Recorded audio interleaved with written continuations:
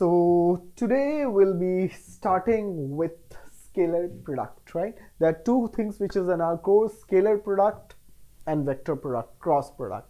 So it's a lecture 4 which we are doing in vectors and this will be lecture 1 for the scalar product. Scalar product दो ही लेक्चरों में खत्म हो जाएगा.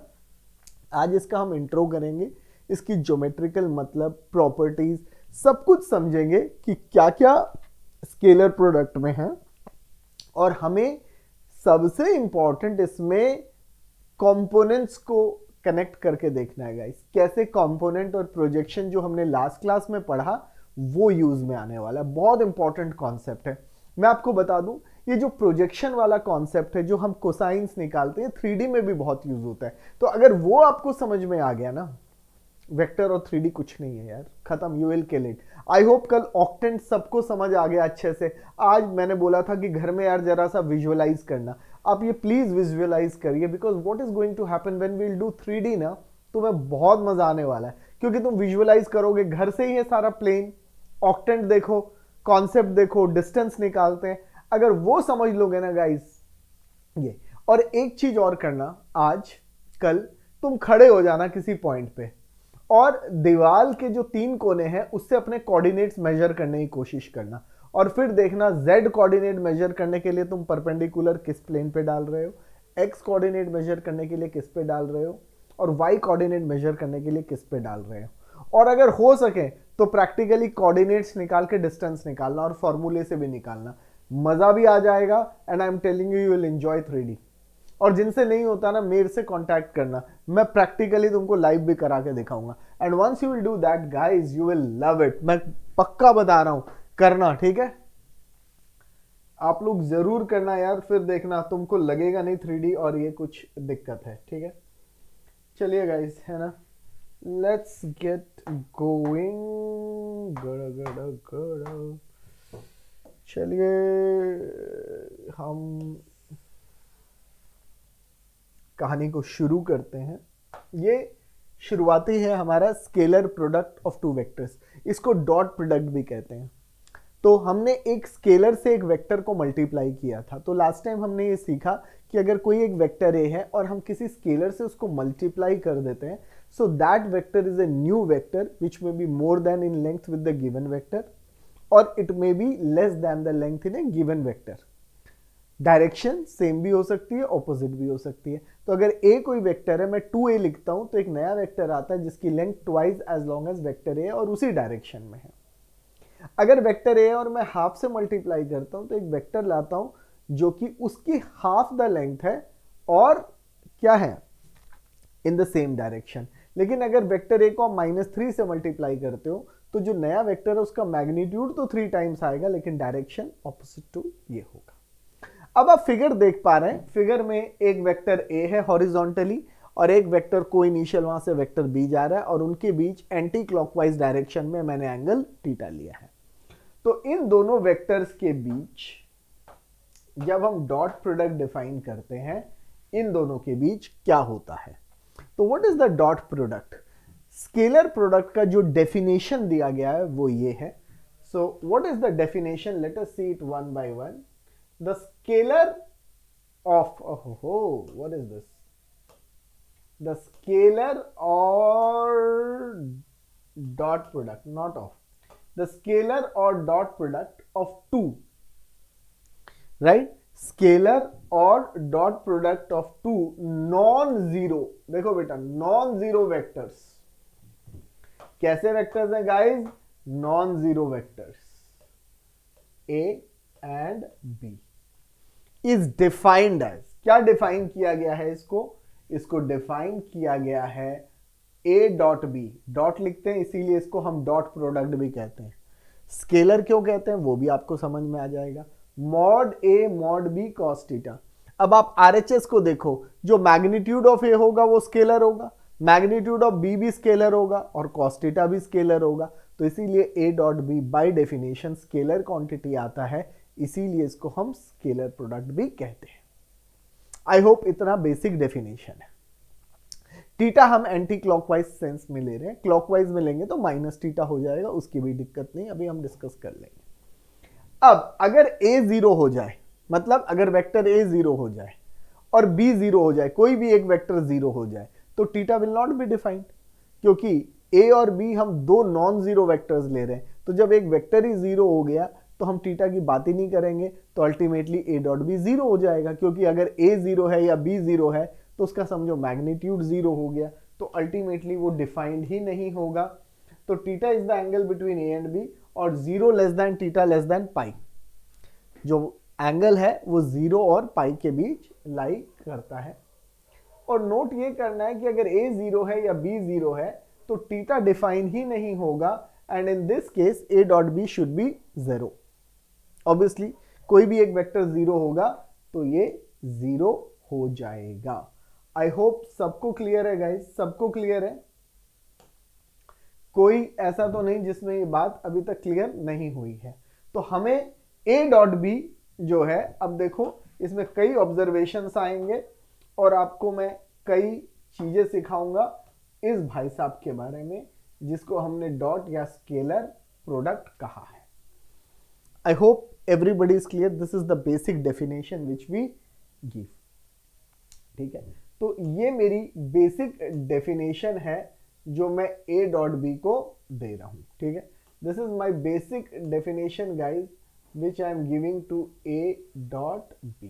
a dot b की ये बेसिक डेफिनेशन है, और इसको हम आगे लेके चलते हैं और देखते हैं क्या है क्या नहीं है। चलिए, ये हमारा बेसिक डेफिनेशन आ गया गाइस, है ना। और अब मैं इसकी कुछ ऑब्जर्वेशंस के बारे में आपसे डिस्कशन करता हूं कि क्या क्या हम इसकी ऑब्जर्वेशंस कर सकते हैं।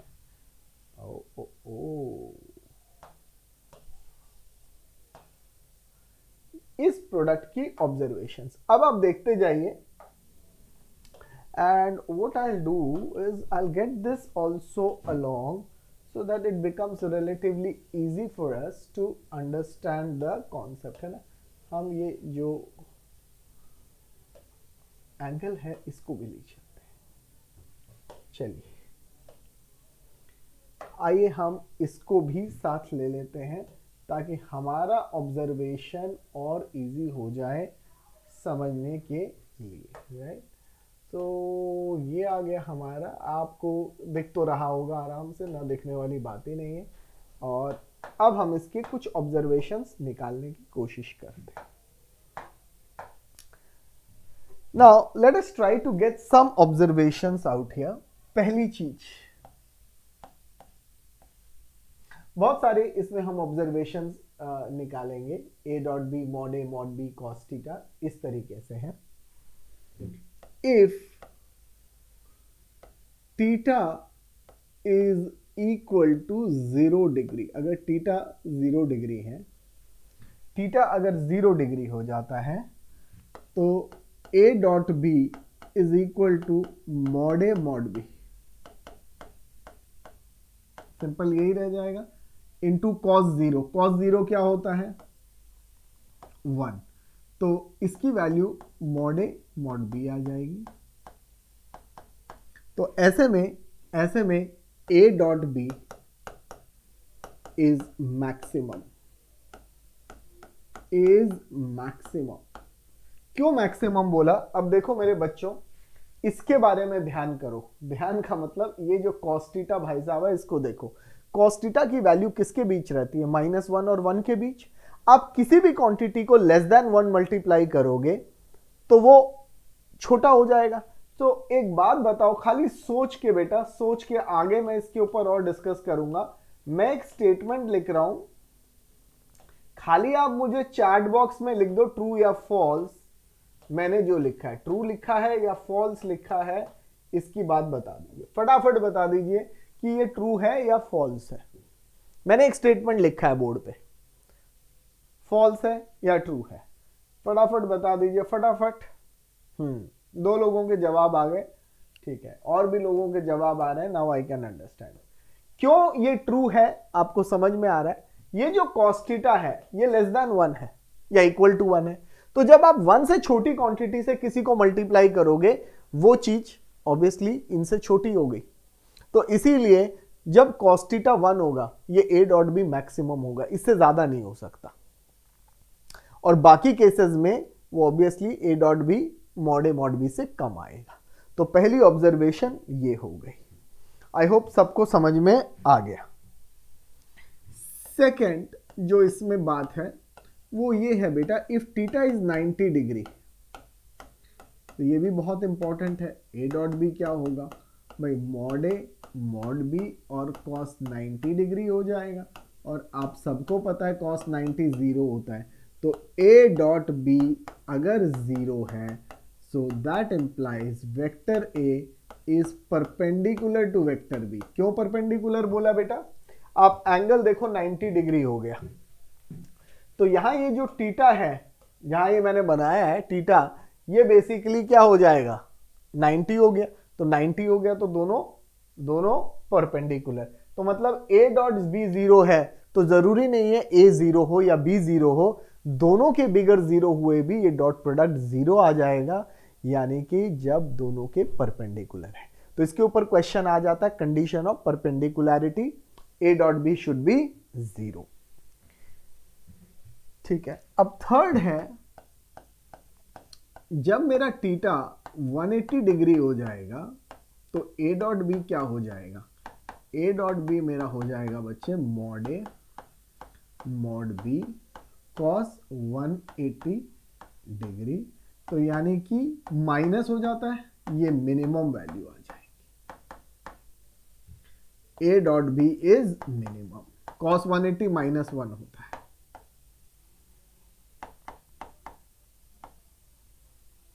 Is minimum.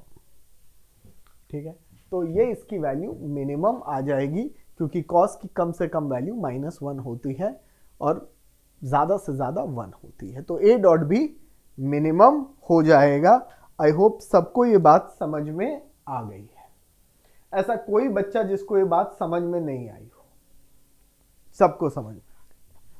चलिए दूसरा, यहां से हम एक और फॉर्मूला के तौर पे लिख सकते हैं बेटा कि a dot B upon the magnitudes is basically equal to cos theta. तो अगर क्वेश्चन में कॉस थीटा निकालना हो तो डॉट प्रोडक्ट को दोनों वेक्टर्स के मैग्नीट्यूड से आप डिवाइड कर दो। आई होप सबको समझ में आ गया। Fifth, can I observe and write a dot B should be equal to b dot a। कोई बता सकता है क्यों मैंने ऐसा लिख दिया कि a डॉट बी और b डॉट a सेम होना चाहिए। अब देखिए, a डॉट बी जब मैं निकालूंगा तो मैं लिखूंगा बच्चे मॉड a मॉड b और क्या कॉस थीटा। लेकिन जब मैं b डॉट a निकालूंगा तो मैं क्लॉकवाइज में घूमूंगा, मेरा डायरेक्शन ऐसा हो जाएगा इस तरफ एरो, तो यानी कि एंगल माइनस थीटा हो जाएगा, angle minus theta. So mod B mod A और कॉस ऑफ माइनस थीटा हो जाएगा, यानी कि मॉड ए मॉड बी और कॉस माइनस थीटा क्या होता है, कॉस थीटा। तो a dot B is equal to b dot A, commutative. ठीक है ना, डॉट प्रोडक्ट इज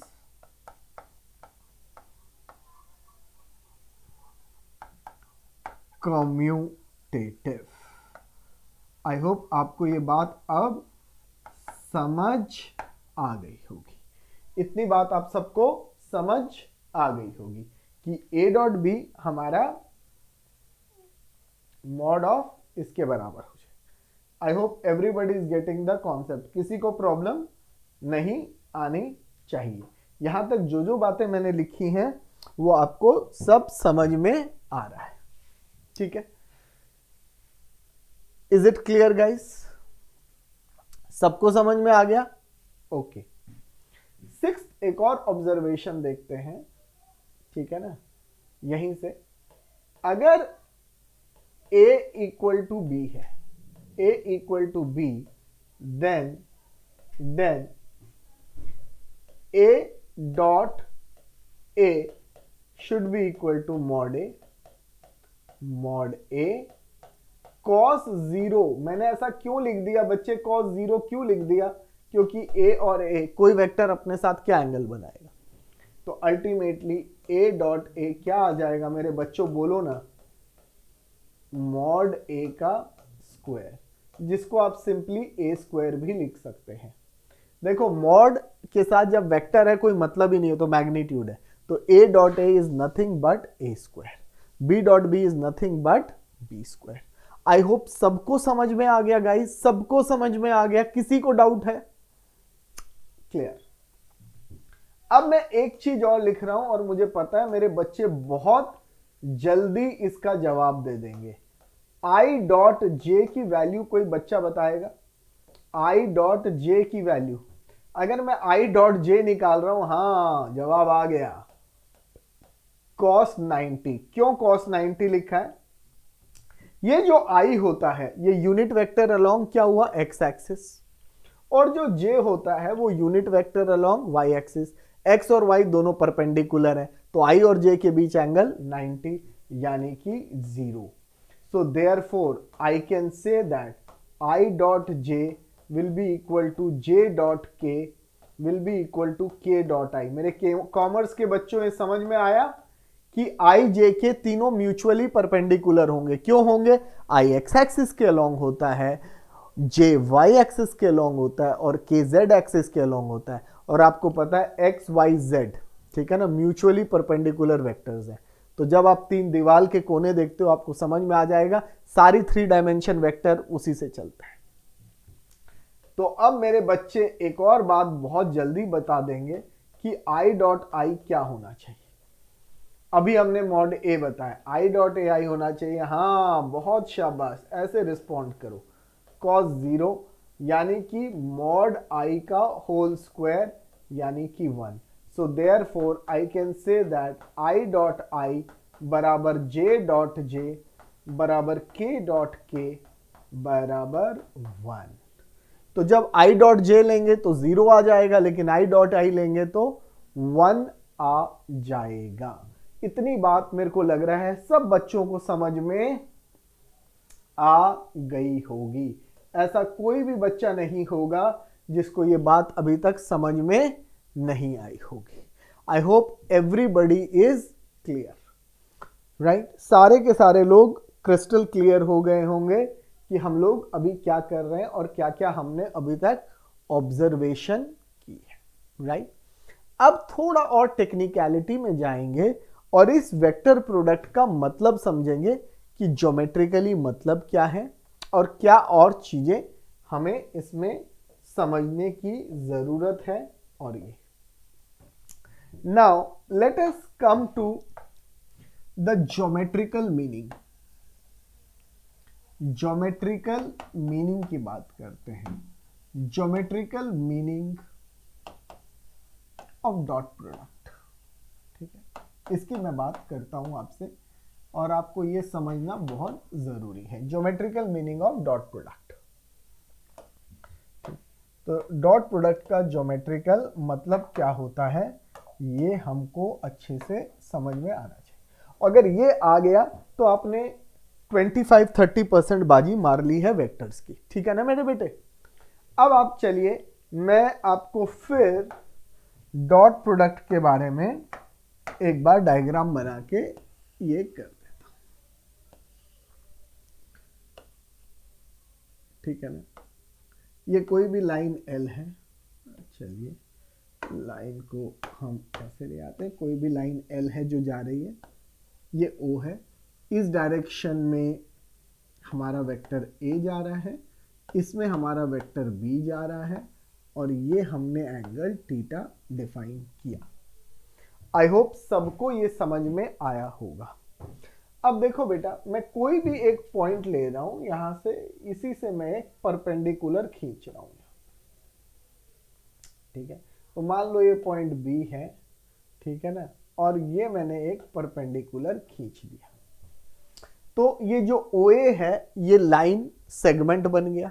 और कोई भी लाइन की, अगर आप मेरी पहली क्लास देखो वेक्टर में, हम एक लाइन में 2 पॉइंट लेते हैं और उन दोनों पॉइंट को जब ज्वाइन करते हैं और डायरेक्शन देते हैं तो वो वेक्टर बन जाता है। वेक्टर को हम कहते हैं डायरेक्टेड लाइन सेगमेंट। आई होप सबको समझ आ रहा है।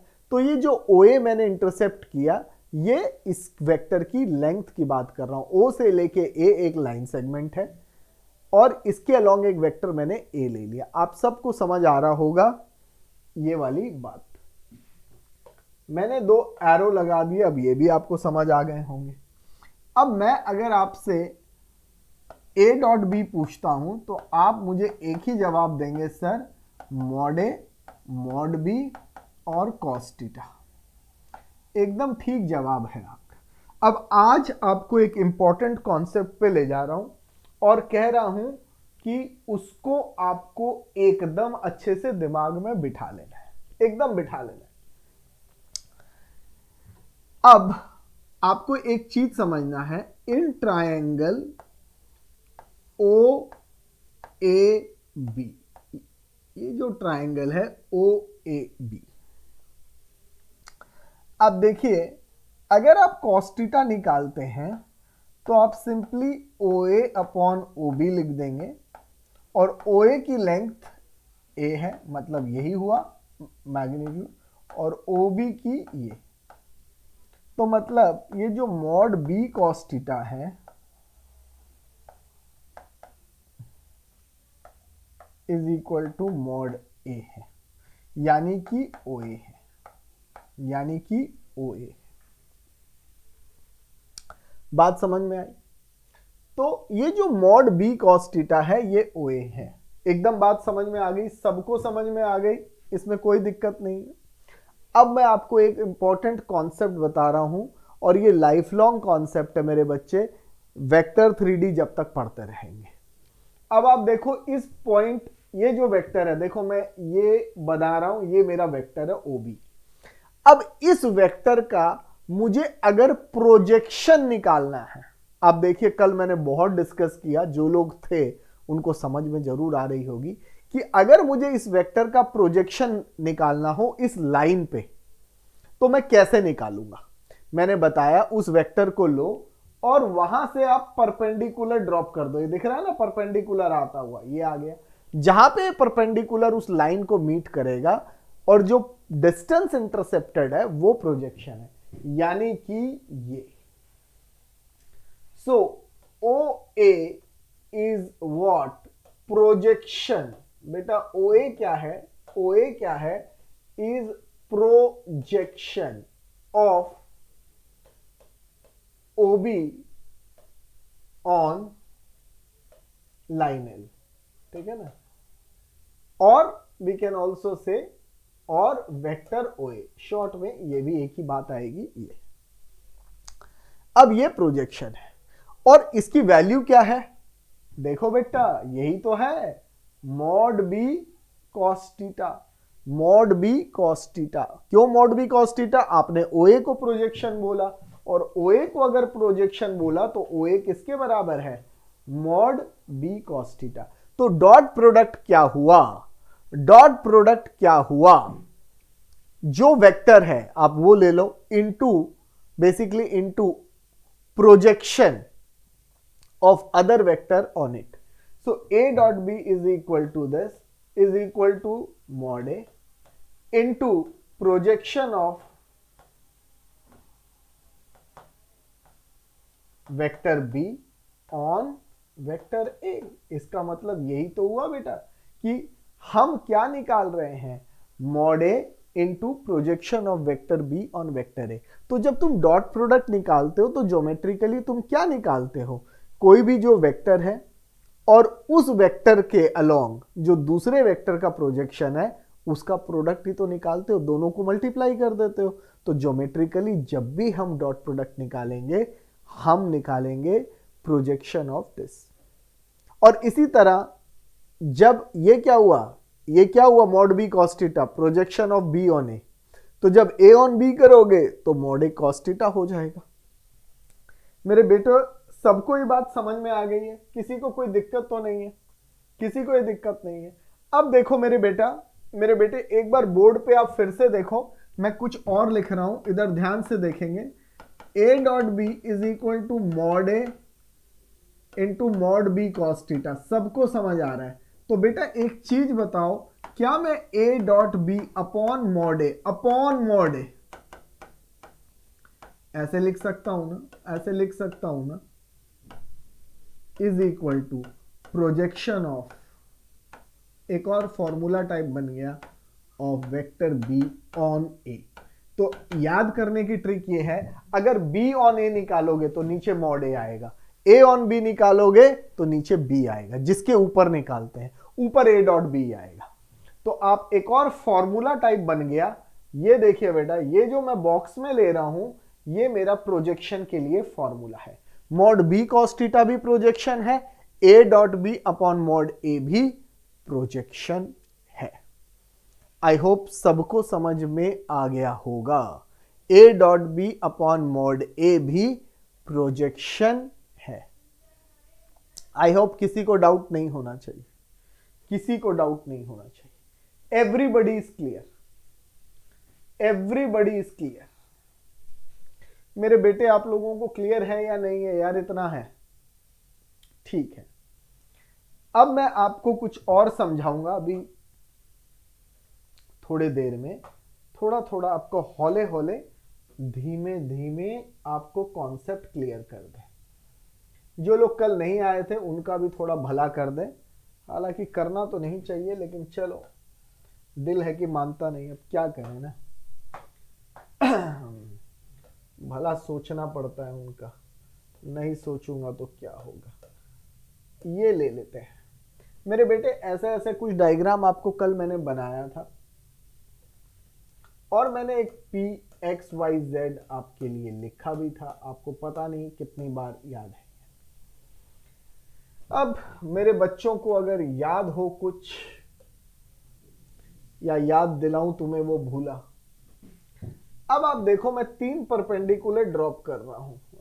अरे डांस करता हुआ परपेंडिकुलर नहीं चाहिए भैया, हाँ सीधा सीधा। ये परपेंडिकुलर इधर ड्रॉप किया, ये परपेंडिकुलर इधर ड्रॉप किया, और एक ये परपेंडिकुलर ना थोड़ा सा ऐसा सा ही रहता है, इधर ड्रॉप किया। ये 3 परपेंडिकुलर ड्रॉप कर दिए बेटा। इसके अलोंग लेंथ x है, इसके अलोंग लेंथ y है, इसके अलोंग लेंथ z है। कल मैंने बताया था कि जो y एक्सिस के साथ एंगल है उसको हम बीटा कहते हैं, और ये जो ये पूरी, एक मिनट में पहले पूरा एंगल बना देता हूं। x एक्सिस के साथ जो एंगल है इसको अल्फा कहते हैं, y एक्सिस के साथ जो ये वेक्टर भाई साहब है इसको बीटा कहते हैं, और इसको गामा कहते हैं। समझ में आ गया? Alpha is the angle which vector OP, alpha is the angle which vector OP makes with x axis, beta is the angle which vector OP makes with y axis, and gamma is the angle which the vector makes with z axis. कल मैंने define किया था, आज तुम्हारे को फिर define कर देता हूं। कॉस अल्फा जो है वो x अपॉन, ये OP की लेंथ में r ले रहा हूं, x अपॉन r होता है। आई होप आपको समझ आ रहा है। और कॉस बीटा जो है, आप देखो परपेंडिकुलर अपॉन ये करोगे तो ये आ जाएगा। सबको समझ आ रहा है गाइस? सबको समझ में आ रहा है? और अगर मैं कॉस गामा निकालूंगा तो वो z अपॉन r आ जाएगा। ऐसा कोई भी बच्चा जिसको समझ नहीं आया हो आप मुझे बता सकते हैं। सबको समझ में आ गया? सबको समझ में आ गया? अब मेरे बेटा आप ये देखो, अभी आपने देखा मॉड बी कॉस थीटा, ये देखो मॉड बी कॉस थीटा क्या होता है। तो यहां से एक r कॉस अल्फा x हो जाएगा, r कॉस अल्फा x हो जाएगा, r कॉस बीटा y हो जाएगा, और r कॉस गामा z हो जाएगा। तो ये r कॉस अल्फा को क्या कह सकते हैं? कोई बच्चा बता सकता है मेरे को? r कॉस अल्फा क्या है? वेक्टर OB का प्रोजेक्शन, वेक्टर OP का प्रोजेक्शन। क्या है? वेक्टर OP का प्रोजेक्शन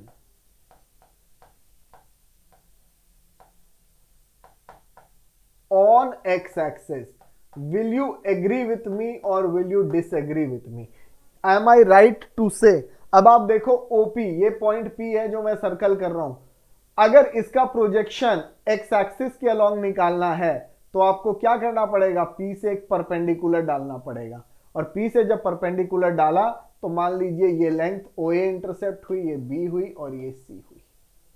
क्या आप सबको क्लियर हो गया बेटा? मेरे को बता दो यार, प्लीज बता दो guys. R cos alpha is projection of vector on X axis. आई बात समझ में या नहीं आ रही है यार, बताओ। मैं नहीं दिख रहा अलग बात है, लेकिन जो मैं समझा रहा हूं वो बात समझ में आ रही है आपको या नहीं आ रही? समझ में आ गई। चलिए, तो ओपी का प्रोजेक्शन ऑन एक्स एक्सिस है, ये आपको सबको समझ में आ गया। चलिए, ये बात आप सबको समझ में आ गई है और ये मुझे भी खुशी है। तो ये जो भी प्रोजेक्शन हम निकाल रहे हैं बेटा, ये स्केलर प्रोजेक्शन है, ये प्रोजेक्शन है। अगर आपसे कोई प्रोजेक्शन वेक्टर पूछ ले तो जानते हो क्या करना है। अगर आपको कोई पूछे कि भाई projection of B on A बताइए, तो projection of B on A dot B upon mod A या मॉड बी कॉस थीटा। लेकिन अगर प्रोजेक्शन वेक्टर पूछ ले तो जो मॉड बी कॉस थीटा आया है उसको मल्टीप्लाई करना पड़ेगा यूनिट वेक्टर अलोंग ओ ए, तभी वेक्टर आएगा। इसकी भी हम बात करेंगे। अच्छा, अब एक बात बताओ, मैं एक सिंपल सी बात यहां बोर्ड पे लिख रहा हूं, जिस बच्चे को समझ में आ जाए,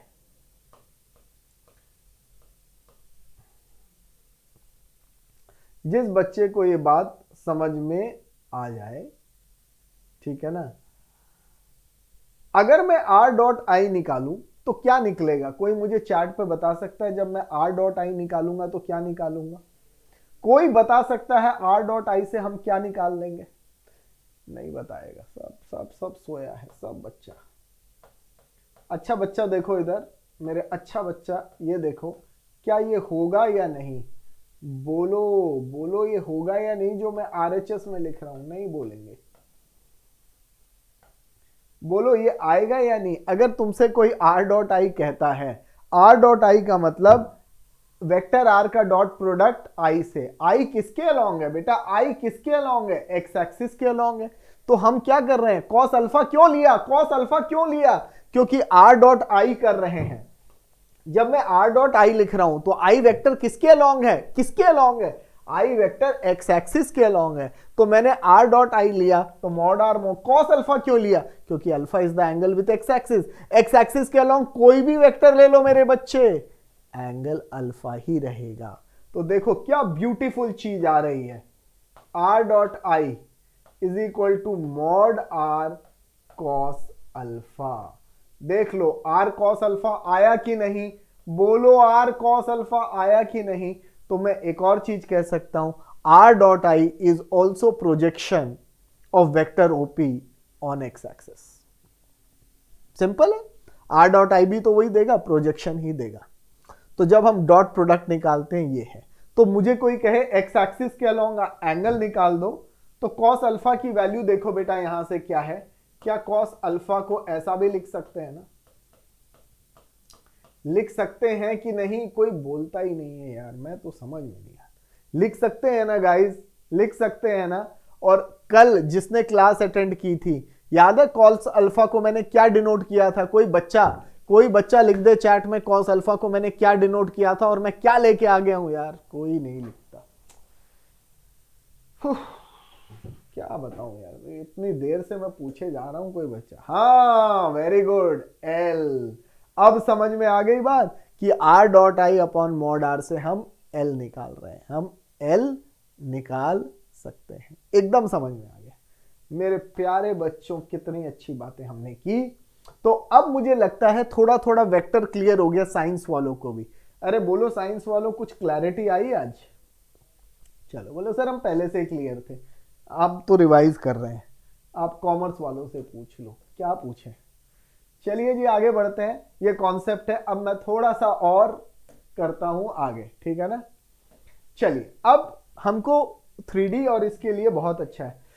चलिए, अच्छी बात है तुम लाइव क्लास में पार्टिसिपेट कर रहे हो। और चलिए चलिए चलिए चलिए मेरे बोर्ड जी, yes Now, I appreciate all of you for being there and understanding. So dot product in terms of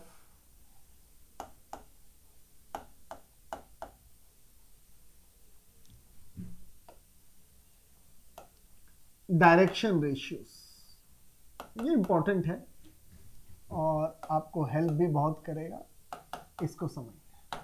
और एक चीज और बता दूं बेटा, कंपोनेंट और प्रोजेक्शन दोनों एक ही चीज है। आज आप एक चीज दिमाग में बिठा लेना, मैं कंपोनेंट बोलूं या प्रोजेक्शन बोलूं, वेक्टर के लिए एक ही बात है। तो जब तुम किसी वेक्टर का कंपोनेंट निकालते हो तो तुम उसका प्रोजेक्शन निकालते हो, ये बात आप समझ लेना। अब देखिए हम एक और इंटरेस्टिंग बात करने जा रहे हैं, और आप यहां देखिए, मैंने वेक्टर ए ले लिया, a1i plus a2j plus a3k। Last class में ये हमने पढ़ लिया कि किसी भी वेक्टर को हम xi plus yj plus zk लिख सकते हैं, और मैंने कल आपको ये समझाया भी और बताया भी, आपने समझा भी। और वेक्टर b को हम लिख सकते हैं b1i plus b2j plus b3k। एकदम ये बात भी समझ में आ गई आपको। आइए मैं a डॉट b को निकाल के देखता हूं। आपको ये बात समझ में आ गई, a1 a2 क्या होंगे? अरे भैया a1 a2 क्या होंगे, आपको समझ में आया कि नहीं? बताया था लास्ट टाइम, डायरेक्शन रेशियोज। एकदम ठीक, एकदम ठीक बोला आपने, बहुत अच्छा बोला और बहुत बढ़िया बोला, एकदम ठीक, वेरी गुड। अब थोड़ा सा हम और आगे बढ़ते हैं और कर रहे हैं। अब देखो बच्चों, a डॉट बी की जब हम बात कर रहे हैं, अब मैं यहां मल्टीप्लाई करूंगा। अब ध्यान से देखना, a1 देखो बेटा मल्टीप्लाई कर रहे हैं, a1 b1, ये तो स्केलर है, आपस में मल्टीप्लाई हो गए, फिर डॉट i डॉट आई आएगा। देखो i डॉट आई पहले वाले को हम कर रहे हैं, ये हम डिस्ट्रीब्यूटिव प्रॉपर्टी भी कर रहे हैं, मतलब कि हम एक वेक्टर को तीनों में डिस्ट्रीब्यूट कर रहे हैं। ये आपको समझ आ गया होगा। बाकी दो टर्म्स में नहीं लिख रहा, क्योंकि जब मैं i डॉट j करूंगा 0 हो जाएगा, और इसी तरह जब मैं i डॉट k करूंगा तो 0 हो जाएगा, लिखने की जरूरत नहीं है। हालांकि लिख के दिखाना, मैं आपको यही इतना ही समझा रहा हूं। प्लस अब a टू j की बारी है, a टू j में मैं खाली j वाली टर्म मल्टीप्लाई करूंगा, क्यों? बाकी दो तो 0 हो जाएंगे। और इसी तरह a3 में मैं खाली k वाली टर्म मल्टीप्लाई करूंगा, बाकी सब 0 हो जाएंगे। i dot j is equal to j dot k is equal to k dot i is equal to 0, तो बाकी आएगा ही नहीं। अब देखिए i डॉट आई कितना होता है? 1 होता है, आज ही हमने प्रॉपर्टी पढ़ी। तो a1 b1 आ जाएगा, प्लस a2 b2 आ जाएगा, प्लस a3 b3। तो अगर हमसे कोई डायरेक्टली a डॉट b की वैल्यू पूछता है तो आप देख लो, इनके डीआरस का प्रोडक्ट देखो, करस्पॉन्डिंग डीआरस के प्रोडक्ट को मल्टीप्लाई करो और जोड़ दो, a1 b1 plus a2 b2 plus a3 b3। समझ में आ गया कि a डॉट b क्या होता है? आई होप सबको समझ में आ गया होगा। नहीं आया तो मैं थोड़ा सा और वो करके दिखा देता हूं आपको, एक मिनट, एकदम उससे करके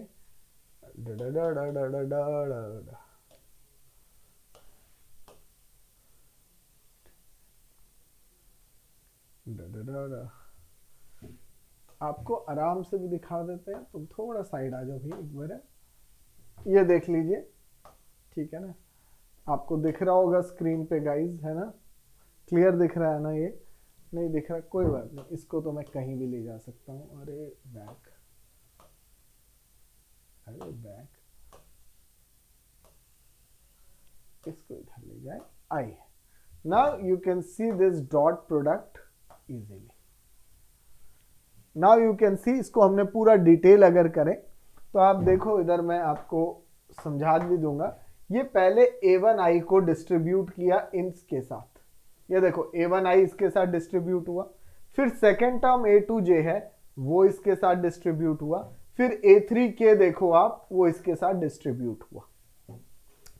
अब ये तीनों को डिस्ट्रीब्यूट करने के बाद मल्टीप्लाई, अब देखो A1 पहले इससे मल्टीप्लाई हुआ तो I डॉट आई, फिर A1 B2 से मल्टीप्लाई हुआ I डॉट जे, फिर A1 B3 से मल्टीप्लाई हुआ I डॉट के। आई होप समझ में आ गया।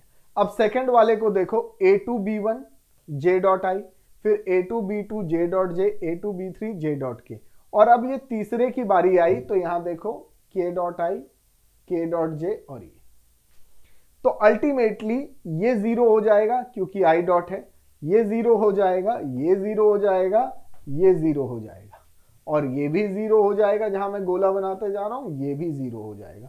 तो जो जो मेरे गोले बन गए वो सब हो गए जीरो, और I डॉट आई 1 हो गया, तो ये आपके पास A डॉट बी आ जाएगा। गाइस किसी को प्रॉब्लम है तो बता दो, फटाफट बता दो यार, अगर कोई भी समस्या आ रही है फटाफट बता दो। कोई समस्या आई किसी को? सबको समझ में आ गया? अब A डॉट बी सबको समझ में आ गया ना? I hope you all are there यार। एक बार ऐसे हुआ क्लास में लेता रह गया, बोलते गया, 7-8 मिनट बाद रियलाइज हुआ कोई क्लास में था ही नहीं, सब उड़ गए। हाँ, thank you it happened with me in 11th class, तो ऐसा ना हो कि मैं, चलो थैंक यू। ये सबको समझ में आ गया, मैंने एक्सप्लेनेशन दे दिया था। चलिए अब इसको भी हटा देते हैं, और ये सब का, चलिए ये एक बात समझ में आ जाओ भैया नीचे। अब मैं एक कंडीशन लिख रहा हूं जो 3D में मैं बहुत यूज करूंगा। इफ मेरे काला pen, if vector A is perpendicular to vector B, मैंने आपको पढ़ाया, then A dot B is zero. आपने पढ़ा और मैंने पढ़ाया, विच इंप्लाइज A1 B1। बेटा ये बहुत इंपॉर्टेंट पढ़ा रहा हूं, 3D में बहुत यूज होगा। अब आप आज घोट लो, अगर दो वेक्टर्स परपेंडिकुलर हैं तो product, sum of product of D R, sum of, देखो लैंग्वेज फॉर्म में, sum of product of D R is zero. आप समझ सकते हो कि देखो A1 B1 A2 B2 A3 B3, sum of the product of D Rs, ठीक है ना, taken two at a time is zero, taken two at a time is zero, that is what it means. अब एक important property और पढ़ाने वाला हूं, और आप मेरा साथ देना इसको समझने में। ये मेरे बच्चे देखिए, क्या आप सबको, मेरे कॉमर्स वाले सबको समझ आ रहा है? आस्था, बानी, पलक, कृतिका, आप सब क्लास में हैं, आकाश प्रसाद, अंशुल चौहान, आप सब लोग हैं, तो बेटे ये सब समझ में आ रहा है कि हमने लिख दिया। अब मेरे को ये बताओ, A डॉट बी को अभी अभी देखो मैंने क्या लिखवाया, अभी अभी आपको प्रूव किया ऐसा होगा। आप यार समझ ही नहीं रहे। और कोई बताएगा ये मॉड ऑफ A क्या होगा? वेक्टर A का मैग्नीट्यूड। किसका मैग्नीट्यूड? इन भाई साहब का मैग्नीट्यूड। अगर थोड़ा भी वेक्टर समझ में आया हो तो आपको पता होना चाहिए कि ये A1 square plus A2 square plus A3 square होगा। नहीं समझ में आ रहा, कोई बात नहीं। और वेक्टर B का मैग्नीट्यूड ये होगा। अरे भैया मेरे बच्चों, समझ में आया? Cos theta. सुहाना बच्चे समझ में आ गया ना? देखते जाओ, सोना मत यार। अरे चाय बाद में पी लेना बच्चों, चाय मत पियो, पकौड़े भी बाद में खा लेना, यहाँ फोकस करो बेटा। देखो चाय कॉफी अभी ध्यान मत, इधर देखो बेटा, इधर ये बहुत बड़ी बातें लिख रहे हैं, और ये बार बार नहीं है, ये बस कॉन्सेप्ट 3D का वेक्टर में ही है बेटा, आप समझ लो। ये देख लो, फॉर्मूला ऐसे ही देखने को भयंकर है, पर आपको इन सबको याद क्या करना है आपको पता ही। ये बुक्स में कॉस थीटा निकालने के लिए एक डायरेक्ट फॉर्मूला है। अब आपको समझ में आया ना कहां से आया? यहां से आया। तो अब आप सब देख लो, ऑलमोस्ट मैंने थियोरेटिकल कॉन्सेप्ट करा दिया है गाइस, आप देख लो, कोई डाउट हो तो बताओ। So now let me make you, let me show you the observations in NCERT also guys। चलिए Now let us take up one by one the observations which are there and we will do it, right? First let us take up this observation so that अब भैया आप इधर रहो मुझे जरा इनको okay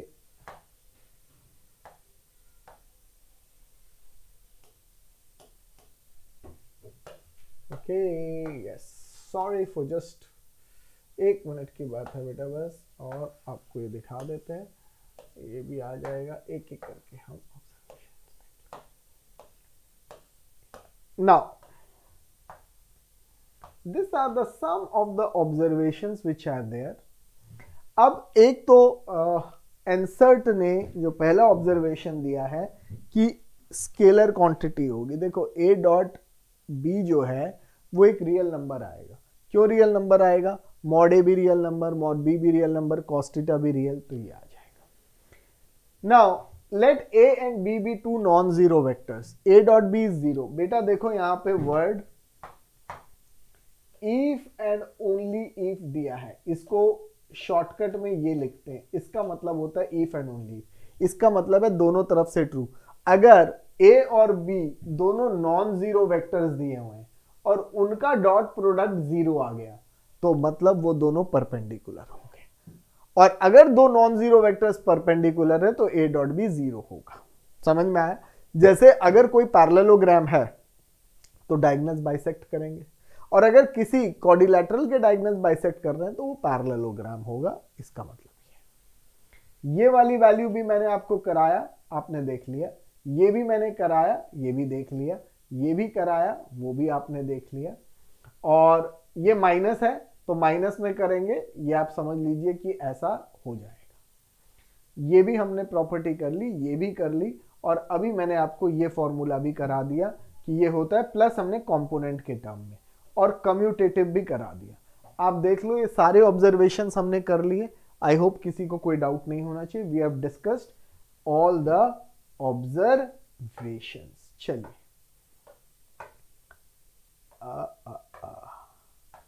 इनको हम छोटा कर देते हैं, इनकी जरूरत अरे भाई है, आप नीचे बैठ जाइए। अब आ जाते हैं एक प्रॉपर्टी 1 और 2 पे, है ना। Let us see the distributive property which is there.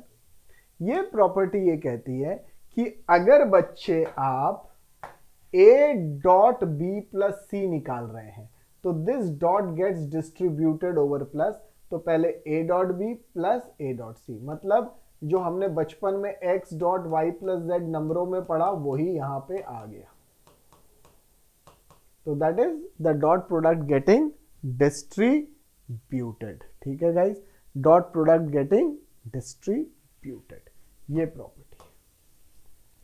और इसी में अगर हम देखें जो दूसरी प्रॉपर्टी है वो क्या कहलाती है, वो ये कहता है कि a और b दो वेक्टर्स हैं, लैम्डा कोई स्केलर है, कोई भी स्केलर, आपने वेक्टर a को लैम्डा से मल्टीप्लाई किया और फिर डॉट प्रोडक्ट लिया b से, तो आप लैम्डा को बाहर निकाल दीजिए और a डॉट b हो जाएगा, या a डॉट लैम्डा b एक ही चीज है। तो स्केलर का कोई फर्क नहीं पड़ता, वो डॉट प्रोडक्ट में हैम्पर नहीं करता है, आप उसको कहीं भी बाहर लेके कांस्टेंट की तरह ट्रीट करके उन दोनों का डॉट प्रोडक्ट लगाइए और वो लैम्डा मल्टीप्लाई कर देते हैं।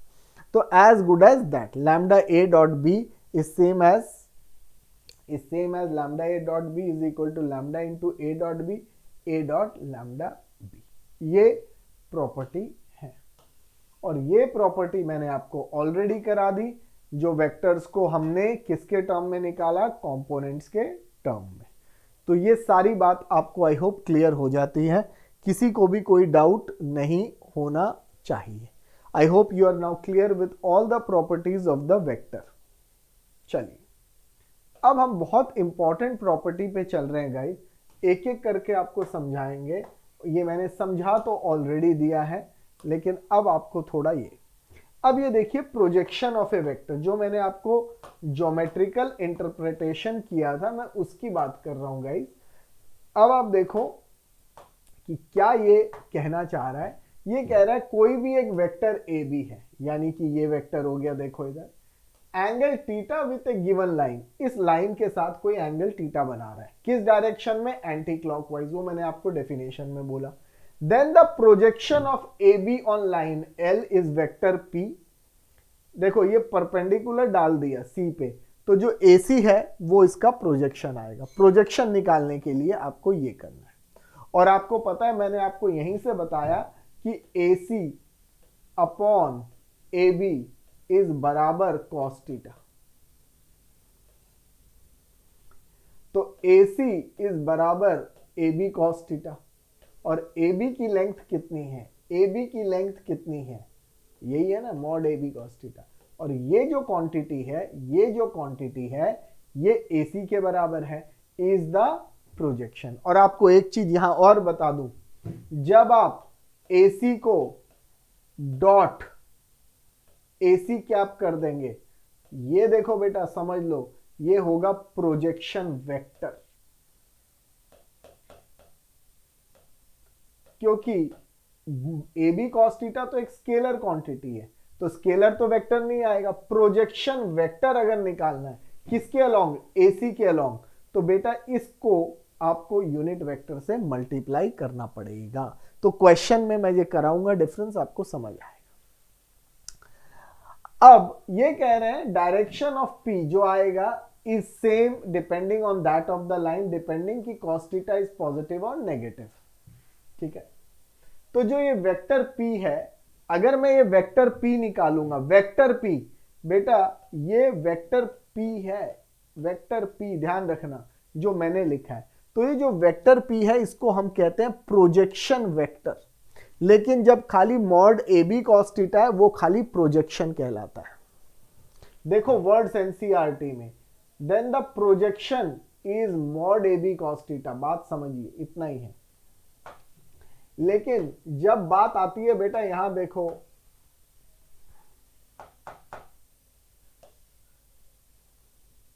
चलो ओवरलैप करके दिखा देता है तो दिख तो जाएगा ही।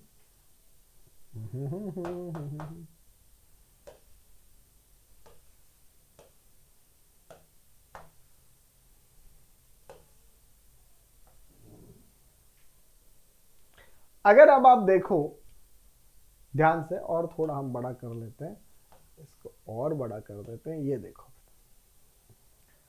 द वेक्टर P, इस लाइन को ऐसे पढ़ेंगे, द वेक्टर P बच्चे, the vector P is called projection vector and its magnitude is mod P, simply called as projection of the vector. आपको आज समझ में आ गया कि वेक्टर क्या है। अब मैग्नीट्यूड ऑफ P, AC क्या है, अब मॉड P बेटा, मॉड ऑफ P AC है, ये खाली प्रोजेक्शन कहलाएगा। लेकिन वेक्टर P जब निकालना है तो वो प्रोजेक्शन वेक्टर, और आपको मैंने कई बार बताया कोई भी वेक्टर निकालना है तो कैसे निकालेंगे, उस वेक्टर का मैग्नीट्यूड इनटू उसके अलोंग यूनिट वेक्टर, ये फॉर्मूला है। तो वेक्टर P, ठीक है, तो ये समझ में आपको आ जाना चाहिए। तो ये आपको क्लियर हो गया होगा आई सपोज। ठीक है, अब ये एंगल क्या है उसके अकॉर्डिंगली डायरेक्शंस होंगी। ठीक है ना, जब एंगल ऐसा हो गया 180 और 270 के बीच आ गया तो नेगेटिव हो जाएंगे, और भी हो गया तो नेगेटिव। ठीक है ना, तो ये जो बातें हैं वो इसके लिए ये है। ठीक है, थीटा 0 तो वो अपने आप ही प्रोजेक्शन बन गया, अगर थीटा 0 हो गया तो खुद का ही प्रोजेक्शन हो गया। ठीक है ना, अब थीटा π/2 है तो प्रोजेक्शन 0 हो जाएगा, क्योंकि परपेंडिकुलर क्या है भाई, प्रोजेक्शन क्या होता है, परपेंडिकुलर। अगर थीटा ही π/0 हो जाए तो प्रोजेक्शन थोड़ी बनाएगा, प्रोजेक्शन तो बनेगा ही नहीं उसका। अब ये अगर एंगल ऐसा सीधा हो जाता है, कहने का मतलब ये, अगर मैं ऐसे कर दूं एक वेक्टर को तो इससे परपेंडिकुलर डालोगे तो उधर ही आएगा, तो प्रोजेक्शन बनेगा क्या, कोई भी प्रोजेक्शन नहीं बनेगा। ठीक है, ये वाली बात आप सबको आई होप समझ आ जाती है। ये सब की कहानी हटा दें, ये भी इधर हो गया।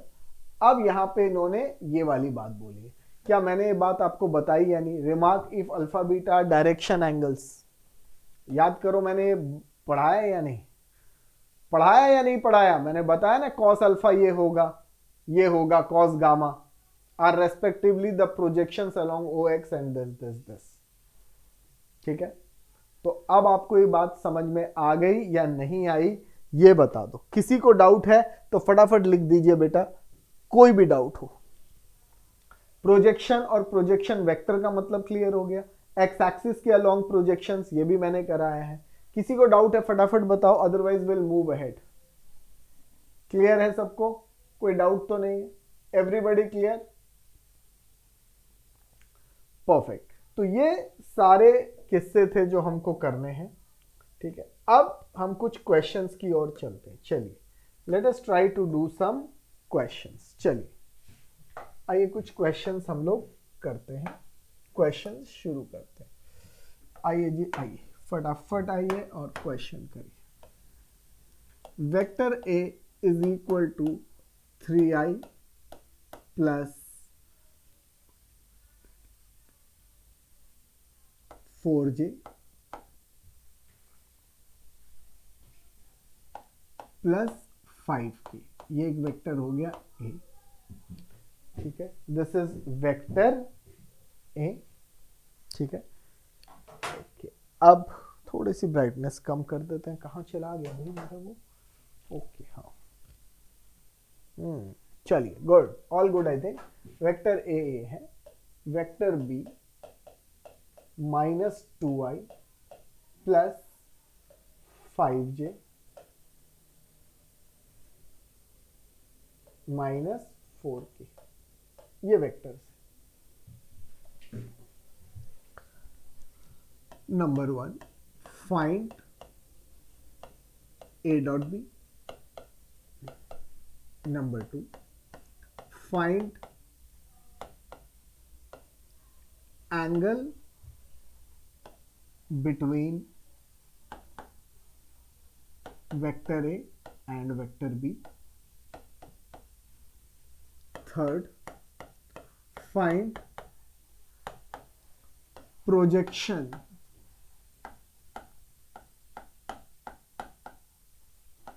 of vector b on A.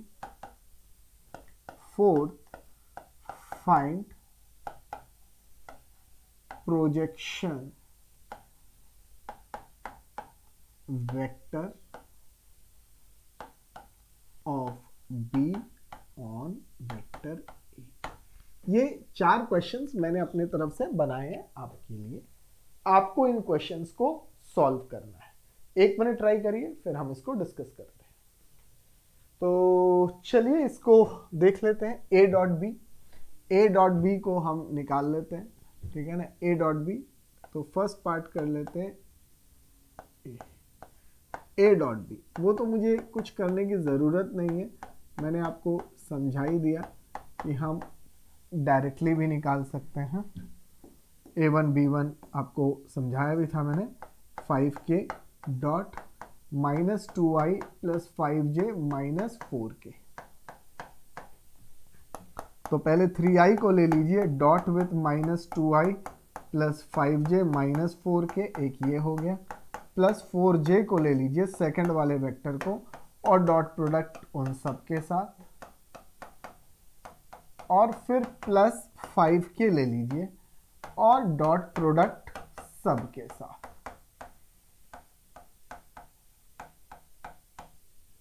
अब देखिए 3i डॉट, और you can C -6i dot i plus 15i dot j -12i dot k। Board में पूरा दिखाना पड़ेगा, इसीलिए मैं आपको ये पूरा लिख के दिखा रहा हूँ।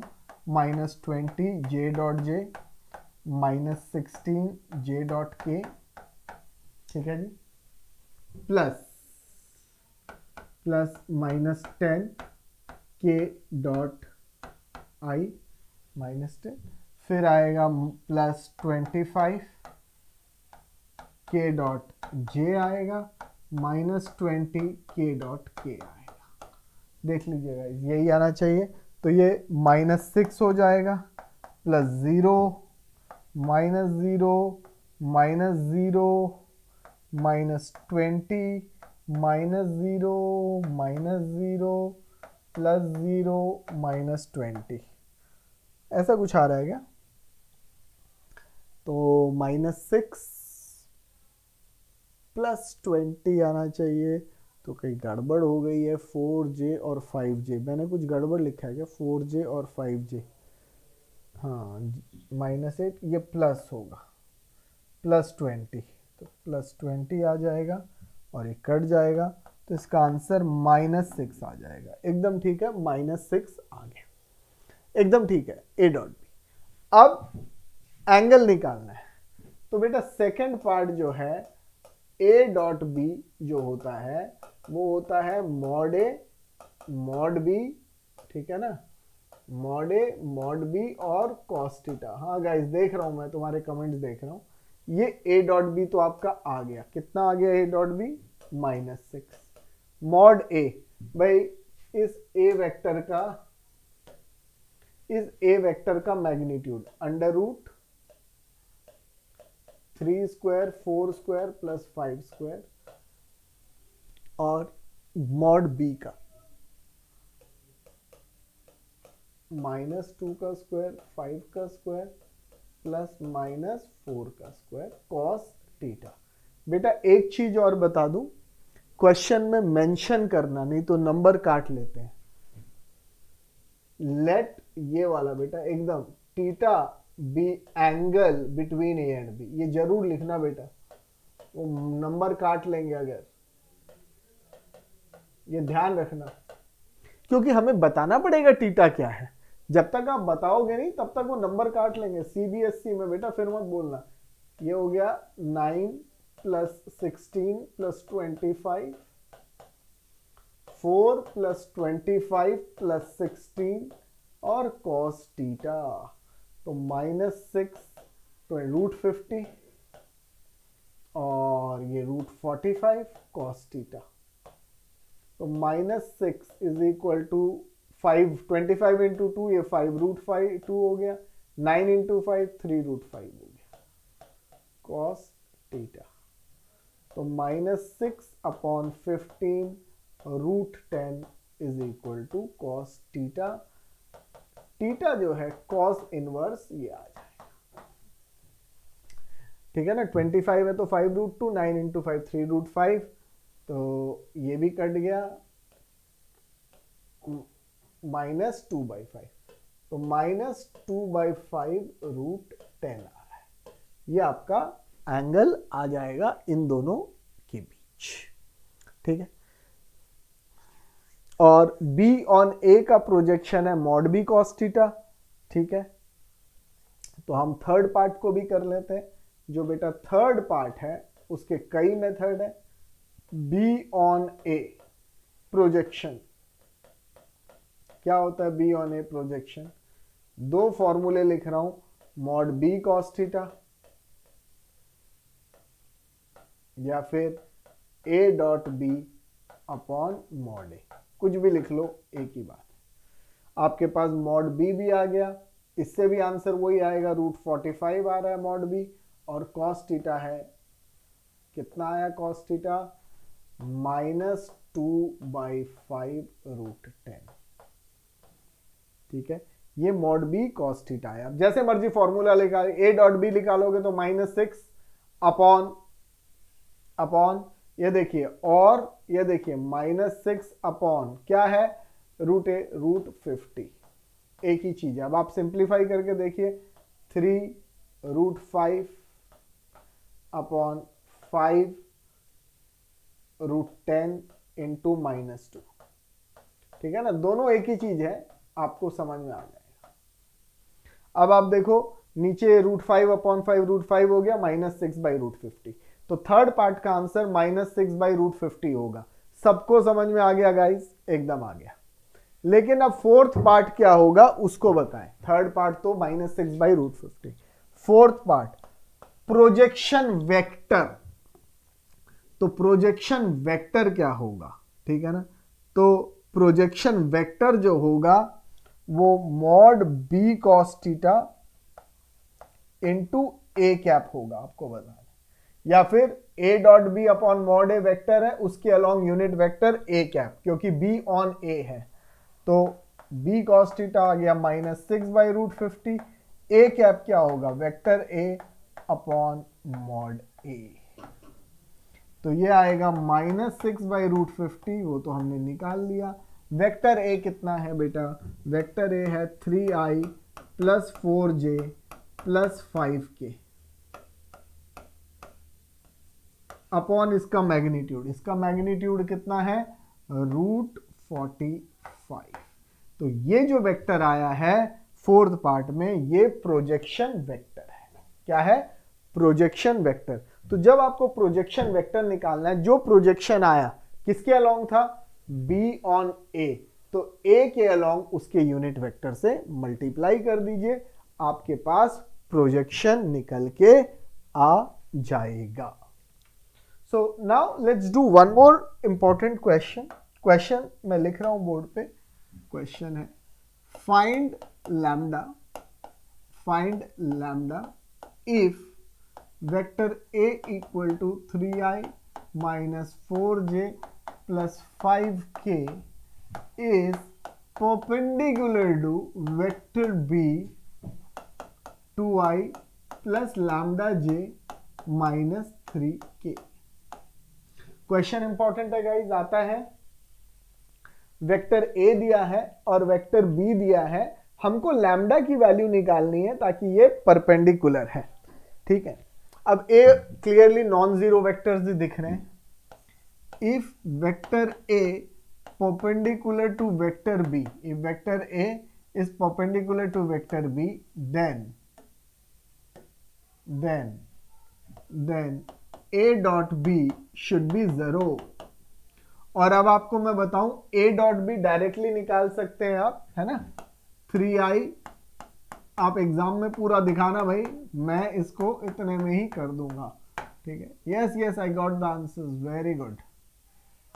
आप लोग बहुत फास्ट हैं गाइस, लाइटनिंग की तरह सवाल कर रहे हैं। Good, rock should be 0। अब आप देखो, ये 3 खाली इससे मल्टीप्लाई होगा 6, बाकी सब 0 हो जाएंगे। -4 लैम्डा हो जाएगा, -15 0। ये कैसे आया देखो आप, हमने पढ़ा था ना a1 b1 a2 b2 plus a3 b3। i वाला खाली i से मल्टीप्लाई करो, बाकी सब 0 रहेंगे। -4 लैम्डा से करो और 5 -15, तो -9 इज इक्वल टू 4 लैम्डा, -9/4 आ जाएगा लैम्डा की वैल्यू। और यहां आप लिख सकते हैं i डॉट जे बराबर j डॉट के बराबर k डॉट i इज 0। मैंने पिछले में पूरा मल्टीप्लाई करके दिखाया था, इसीलिए यहां बस आपके लिए कर दिया। 2 नंबर में हो तो इतने में भी चलेगा, हाँ एग्जाम में नंबर ज्यादा हो फिर पूरा आपको दिखाना पड़ेगा। एकदम समझ में आ गया गाइस? एकदम समझ में आ गया ना? किसी को कोई दिक्कत तो नहीं है? चलो, everybody is understanding, very good. ये क्वेश्चन समझ में आ गया आपको, वेरी गुड। चलिए अब हम इंसर्ट के कुछ क्वेश्चंस ले लेते हैं। Let's pick up some good questions from NCERT. ये सबका आ ही गया है। Now will try to get some good questions from NCERT. NCERT से हम कुछ सवाल लेते हैं गाइस। आइए एक्सरसाइज पे चलते हैं इंसर्ट की, और वहां से हम कुछ क्वेश्चंस लेते हैं। चलिए, okay, let's see some questions. Okay, एक बार देख लें कुछ हाँ, -9/4 एकदम ठीक। हम इंसर्ट पे आ जाते हैं गाइस। अब देखिए, ये हमारी इंसर्ट है। कुछ जगह तो हम लोग वही क्वेश्चंस ले लेंगे जो देखते हैं, जो कर चुके हैं, और बाकी उसमें अच्छे क्वेश्चंस उसको हम करेंगे। चलिए, आपकी स्क्रीन पे है ये questions. All of you must be visible, able to see them clearly. Find the angle, जो क्वेश्चन यहां होने वाला होगा मैं यहीं कर दूंगा, बोर्ड पे ले जाने वाला होगा, बोर्ड पे ले जाए। Find the angle between two vectors a and b with magnitude √3 and root. Okay,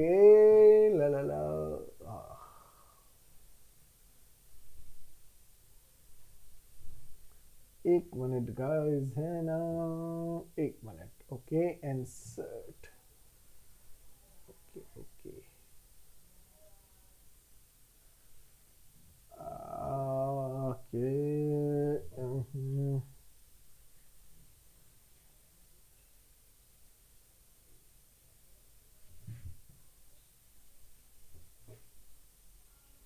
I hope now everybody can see the screen. अब सबको स्क्रीन दिख रहा होगा गाइज, है ना? सबको क्लियर आ रहा होगा. Yes yes, now everybody is clear. सबको स्क्रीन दिख रही है. फाइन. अब देखो क्वेश्चन बेटा, फाइंड ए एंड बी और ये वेक्टर, फाइंड द एंगल निकालना है. तो इस क्वेश्चन में बच्चों वाला ही कहूंगा. वेक्टर ए एंड बी, ए का मैग्नीट्यूड दिया, बी का दिया, ए डॉट बी दिया. ए डॉट बी होता है mod A mod B cos theta. ये बच्चों वाला सवाल है तुम्हारे लेवल से. ए डॉट बी की वैल्यू कितनी है? √6 है. मैग्नीट्यूड √3 इंटू 2 है. कॉस टीटे है, तो √3 into √2 upon √3 into 2 is cos theta. एक टीटे को काट दिया, √2 अपॉन √2 1/√2. तो टीटा हमारा आ गया π/4. सबको क्लियर हो गया गाइज? ये इतना ही क्वेश्चन था और इस क्वेश्चन को हमने कर दिया. टीटा π/4, सिंपल सा क्वेश्चन है. एवरीबडी को समझ में आ गया होगा. सबको समझ में आ गया गाइज. मैग्नीट्यूड √3 एंड 2 दिया था, तो ए डॉट बी होता है mod A mod B cos theta. A dot B question में √6 दिया है, मॉड ए की वैल्यू √3 है, ये है. पुट करिए. आई सपोज सबको आ गया. Good guys, thank you so much. अच्छा, find the angle between the vectors मैंने अभी करा दिया. Find the projection of this on this, वो भी हमने किया. Find the projection of this vector on this vector. तो बेटा प्रोजेक्शन क्या होता है? जैसे अब जैसे इसको वेक्टर ए ले लो, इसको वेक्टर बी ले लो. इस वेक्टर का प्रोजेक्शन,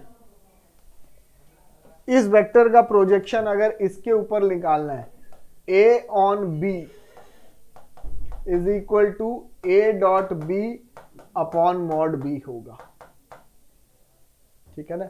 अगर इसको ए लिया है, इसको बी लिया है, तो A dot B upon mod B. और अगर बी ऑन ए होता, इसको बी लोगे, इसको लोगे, तब ए, तो बी ऑन ए लोगे तो वो A dot B upon mod A हो जाएगा. तो आपको पता है क्या करना है. इस वेक्टर का प्रोजेक्शन इसके ऊपर क्या होगा? i plus 3j plus 7k dot, जो ऑन होता है 7i minus j plus 8k on upon इसका magnitude 7 square plus -1 square plus 8 square. ये वैल्यू निकालेंगे और आपको डॉट प्रोडक्ट पता है क्या आएगा? 7 -3 प्लस 56. शॉर्ट में समझ में आ गया ना? आई वाला आई से, जे वाला जे से, के वाला के से. 64 65 और 115 114. तो 56 760 अपॉन 114 का अंडर रूट. ये प्रोजेक्शन आया है, ध्यान रखना. लेकिन अगर बोर्ड में प्रोजेक्शन वेक्टर लगा दे तो इसको इसके अलोंग जो भी यूनिट वेक्टर है मल्टीप्लाई करना है. Is it clear children? Is it clear? किसी को कोई डाउट है तो please right in chat box. किसी को कोई डाउट है तो please right in chat box guys. 5 minutes more, class over कर दूंगा. अगली क्लास में 100% ये खत्म, क्योंकि अब मुझे खाली प्रॉब्लम्स में जाना है और कुछ नहीं. Is it clear guys? बोलो बोलो बोलो बोलो. Rock on. चलो, तो सबका ये हो गया है. मैं आगे बढ़ रहा हूं, इसको हटा दूं ना? Everybody is clear? किसी को कोई डाउट तो नहीं है? ये समझ में आ गया? ये 4th क्वेश्चन है ना? सब लोगों को आई सपोज क्लियर हो गया होगा. क्लियर. चलिए, बहुत अच्छी बात है. हम आगे बढ़ते हैं और 5th क्वेश्चन है ये.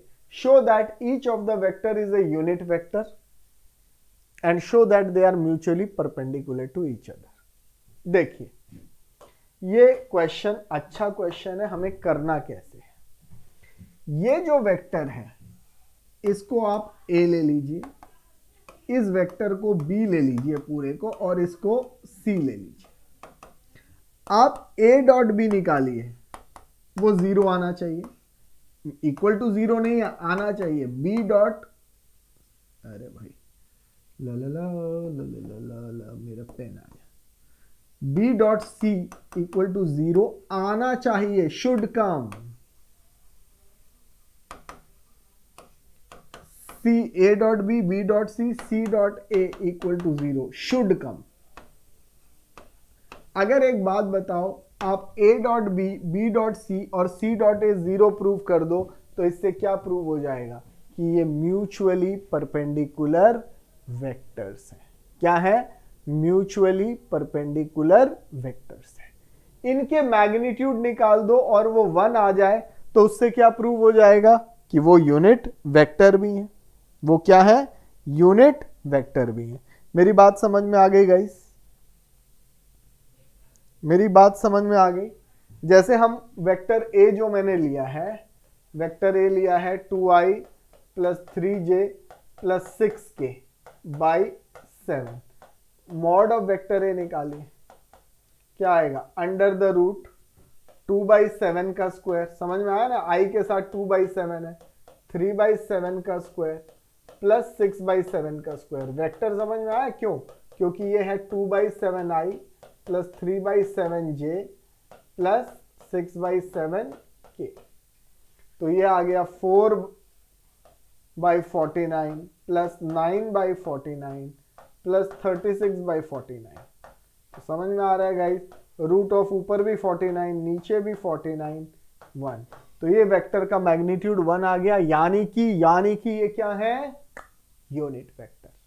और आप देख लो a डॉट बी, जैसे मैं a डॉट बी करता हूं, मेरे को आपको पता है b मैंने क्या लिया है, तो 2i plus 3j plus 6k. ये 7 को मत मल्टीप्लाई करना वेक्टरों में, बाहर ही रहेगा, इसका कोई रोल नहीं है, कहीं तुम अपना काम बढ़ा लो. बाई 7. तो 1/49 को तो करो बाहर. देखो i के साथ i के साथ i, तो 2 इंटू 3, बाकी सब खत्म. j के साथ j minus 3 into 6 plus 6 into 2. आप खुद देख लो न्यूमरेटर क्या है, 12 प्लस 6 18 माइनस 18 0 आ रहा है. तो यानी a डॉट बी 0, फिर b डॉट सी 0 और a डॉट सी 0.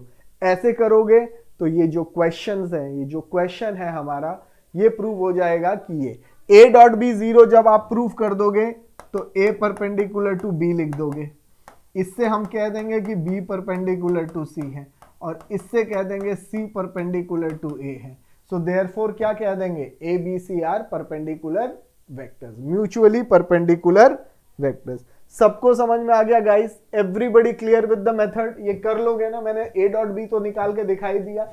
इसी तरह b डॉट सी, ये वेक्टर पहला a है, दूसरा b है और तीसरा c है, और इनके मैग्नीट्यूड्स 1 आ जाएंगे तो आप ये बता देंगे कि ये म्यूचुअली परपेंडिकुलर वेक्टर है. क्या किसी के मन में कोई डाउट, कुछ भी डाउट रह गया हो गाइस तो आप बोल सकते हैं. No doubts. ठीक है, तो चलो बहुत अच्छी बात हो गई यहां तक. तो so that's it for the day guys. Today we have done some problems, and in next lecture we'll try to finish the dot product, right, and do more elaborate problems. We'll cover up NCERT first, because for board exam this year it's going to be very important. We have covered the important concepts, right? And please don't forget to subscribe to the channel, and do share this with your friends and others, and keep liking and watching us.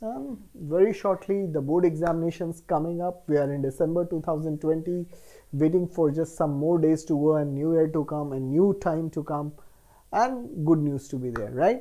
And so keep watching, and next class we'll continue with our live class and go ahead with the vectors. Thank you.